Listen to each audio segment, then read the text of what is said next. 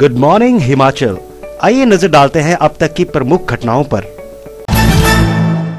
अब मंडी में कोरोना का धमाका, सरकाघाट और लड़भड़ोल में 4 नए केस। संसारपुर में कोरोना के केस आने से सहमा जवाली, दिल्ली से आया 49 साल का अधेड़ बैजनाथ शिफ्ट। पुलिस कर्मी के कांटेक्ट में आए सभी लोगों की रिपोर्ट नेगेटिव, पंचरुखी में लोगों ने ली सुकून की सांस। पठानकोट से ट्रेन आती देख खिल गए लोगों के चेहरे, सफल रहा ट्रायल। पानी की बूंद बूंद को तरसे जवाली की 2 टूक धमकी, खाली घड़े लेकर करेंगे प्रदर्शन। अब गेहूं का बाल भी बांका नहीं कर पाएगा पीला रतुआ। अब समाचार विस्तार से।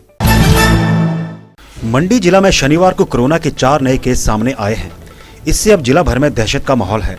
बताया जा रहा है कि कोरोना पीड़ित 4 में से एक व्यक्ति सरकाघाट के रोपड़ी गांव का है, जबकि 3 लड़भड़ोल क्षेत्र के फगला गांव के रहने वाले हैं।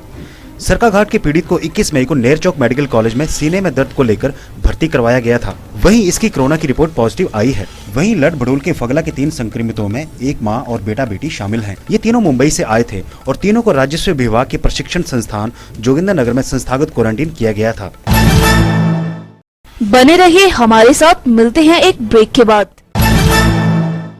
HPMC लाई है सस्ते दामों पर शुद्ध उत्पाद सिर्फ आपके लिए, जो कि रोग प्रतिरोध क्षमता को बढ़ाएगा, हर जन को स्वस्थ बनाएगा। स्वस्थ हिमाचल HPMC का उद्देश्य। ब्रेक के बाद आपका फिर से स्वागत है। जिला कांगड़ा के संसारपुर टेरेस में कोरोना का नया केस सामने आने से हड़कंप मच गया। बताया जा रहा है कि संसारपुर टेरेस स्कूल में इंस्टीट्यूशनल क्वारंटीन किए गए भरमार के 49 साल के अधेड़ की रिपोर्ट शुक्रवार देर शाम को पॉजिटिव आई है। कोरोना के संक्रमण से पीड़ित ये अधेड़ दिल्ली से 13 मई को लौटा था, जिसमें कोरोना के संक्रमण की पुष्टि के बाद शुक्रवार रात ही 12 बजे के करीब बैजनाथ कोविड सेंटर शिफ्ट कर दिया है। यहाँ काबिले जिक्र है कि संसारपुर टेरेस में संस्थागत क्वारंटीन किए गए 33 लोगों के साथ साथ स्टाफ के कोरोना टेस्ट लिए गए थे, जिनमें से भरमार के अधेड़ की रिपोर्ट पॉजिटिव आई है। SP कांगड़ा विमुक्त रंजन ने खबर की पुष्टि की है। पुलिस कर्मी के कोरोना पॉजिटिव आने के बाद दहशत में दिन काट रहे कांगड़ा उपमंडल के पंचरुखी को अब जाकर सुकून मिला है। पुलिस कर्मी सहित उसके संपर्क में आए 80 लोगों की कोरोना की रिपोर्ट नेगेटिव आने के बाद लोग अब राहत महसूस कर रहे हैं। शनिवार को हालांकि बाजार में थोड़ी चहल पहल है, पर फिर भी लोग मास्क पहनकर 2 गज की दूरी बनाए रखने के लिए बिल्कुल अलर्ट रहे। पंचरुखी में किसान बीज भंडारों पर बीजों की खरीदारी को सुबह से आते रहे और ये सिलसिला दोपहर तक यूं ही चलता रहा। इस दौरान शहर के चप्पे चप्पे पर पुलिस पूरी मुस्तैदी से तैनात रही और हर हरकत पर पैनी नजर रखे रही। उधर क्षेत्र के सील्ड वार्ड के लोगों ने भी राहत की सांस ली। कोरोना योद्धा के घर कुशल पहुंचने पर पंचरुखी के लोगों ने बधाई दी है। हेरिटेज पठानकोट जोगिंदरनगर रेल मार्ग पर शनिवार को रेलगाड़ी की चुक चुक सुनाई दी। रेलगाड़ी की आवाज और हॉर्न सुनकर लोग चहक उठे। इस ट्रैक पर 2 महीने के बाद गाड़ी गुजरी और इससे लोगों को अब जल्द ही रेलगाड़ियों के चलने की उम्मीद जगी है। इसके साथ ही रेलवे स्टेशन के साथ दुकानदारी करने वाले दुकानदारों के चेहरों पर भी रौनक लौट आई है और उनको अब कारोबार पटरी पर लौटने की उम्मीद जगी है। अंग्रेजों के जमाने के बने इस रेल मार्ग किनारे कई विश्वविख्यात धार्मिक स्थल, पर्यटक स्थल हैं और इन्हें देखने के लिए बाहरी राज्यों से काफी पर्यटक यहां आते हैं। बताया जा रहा है कि रेलगाड़ी पठानकोट से हरसर तक ट्रायल बेस पर यहां आई थी और हरसर से अब पठानकोट लौट गई है, पर लोग इसे रेलवे विभाग की ट्रेन चलाने की तैयारियों से जोड़कर देख रहे हैं।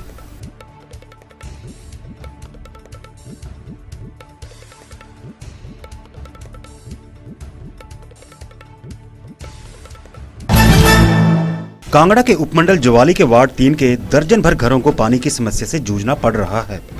धर्मेंद्र कुमार, सीमा दुग्गल, प्यारेलाल, ओम प्रकाश, शशिपाल, चैन कुमारी, चमन लाल और रामकली ने बताया कि पानी की समस्या ने विकराल रूप धारण कर लिया है। उन्होंने कहा कि उनको बूंद बूंद के लिए तरसना पड़ रहा है। अगर पानी की सप्लाई आती भी है तो कम प्रेशर होने की वजह से एक बाल्टी भी नहीं भरती और सप्लाई बंद हो जाती है। उन्होंने कहा है कि पानी की सप्लाई न होने के कारण भटकना पड़ रहा है। नल के शोपीस बनकर रह गए हैं। विभाग भारी भरकम बिल तो भेज देता है, लेकिन पानी की सप्लाई देना भूल जाता है।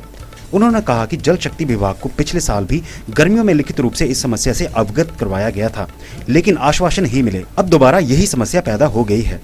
उन्होंने कहा कि अगर समस्या का जल्द ही समाधान नहीं हुआ तो वे खाली घड़े लेकर विभाग के दफ्तर का घेराव करेंगे।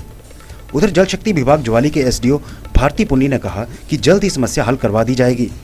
कई सालों से नहीं है पानी और यहाँ की जो पाइप है वो छोटी है और हमें ये है कि पानी ज़्यादा चाहिए, पर पाइप मोटी डल जाए तो पानी आएगा हमारे। तो आपने किसी को गुहार नहीं लगाई किसी के आगे कि हम कईयों को लगाई। तो इसमें एप्लीकेशन वगैरह सब दिया आप लोगों ने? हाँ जी दिया। अभी कितने दिन के बाद पानी आता है आपको? कितने दिन के बाद पानी आता है? कितने पानी तो रोज आता है लेकिन थोड़ा थोड़ा आता है, बहुत थोड़ा पानी, जिससे एक ही घर पानी भर सकता है, बाकी कोई भी नहीं। तो आपने एप्लीकेशन जो है वो कितने दिन हो गए दिए हुए?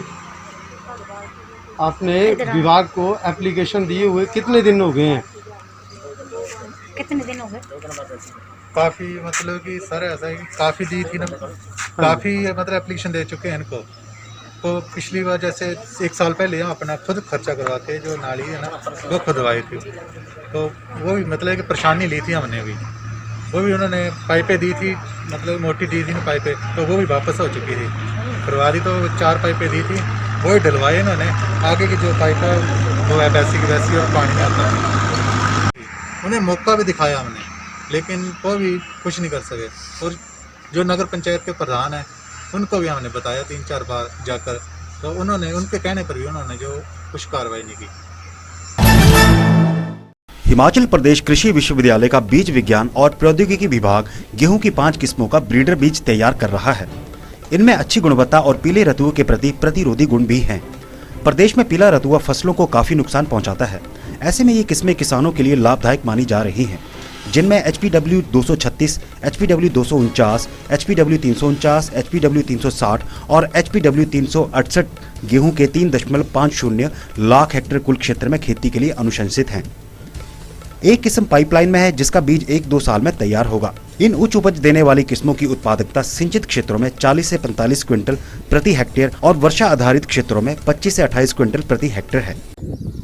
मैं राकेश कपिला आज यहाँ बीज विज्ञान विभाग के जो फार्म है उससे जो हमारे माननीय कुलपति महोदय हैं, जैसे उन्होंने बताया कि विभिन्न जो किस्म श्रेणियों के बीज हैं वो पैदा होते हैं, और विश्वविद्यालय के पास जो मैंडेट है वो नाभिकीय और जो हमारा ब्रीडर सीड है उसका है।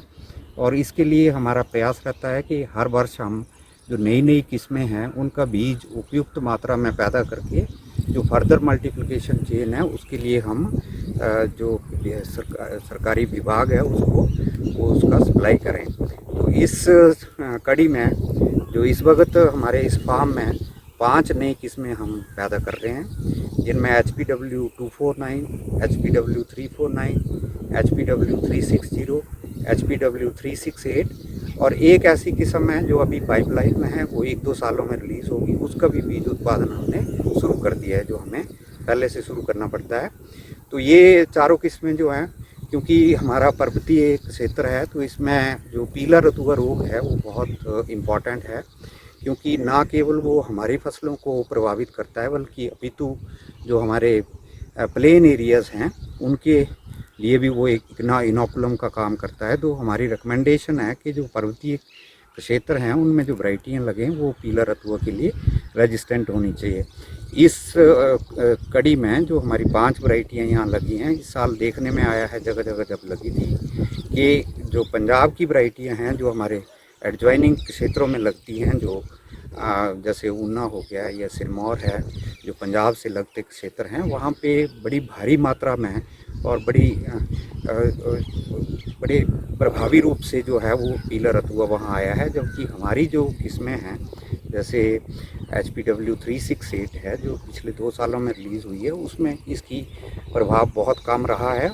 और ये किसानों ने भी इसका जो है वो जिक्र हमारे साथ कई जगह किया। मैं हमीरपुर कुछ दिन पहले गया था, वहाँ भी बड़ा क्लियर कट डिफरेंस देखने को मिला कि हमारी वैरायटियों में पीला रतुआ रोग नहीं था। तो ये बीज जो हम 5 किस्मों का कर रहे हैं, ये इसकी क्वांटिटी लगभग इतनी है कि जैसे माननीय कुलपति महोदय ने जिक्र किया कि 40% रिप्लेसमेंट रेट है। जो हमारी क्वांटिटी है वो 60 से 70% रिप्लेस करने के लिए सफिशेंट है। और जैसा कि उन्होंने ये भी जिक्र किया कि अगर 40% भी रिप्लेसमेंट रखें तो हमारे पास सरप्लस सीड होना चाहिए जब ये विभिन्न वर्ग के जो बीज उत्पादन होगा उसके लिए। तो हमें उम्मीद है कि ये जो बीज हैं ये किसानों तक जो है वो अपना लाभ जो है वो पहुंचाएंगे आते समय में। और तो यह था अभी तक का घटनाक्रम। बने रहिए दिव्य हिमाचल टीवी के साथ। शीघ्र मिलते हैं अगले कार्यक्रम आज दोपहर हिमाचल में।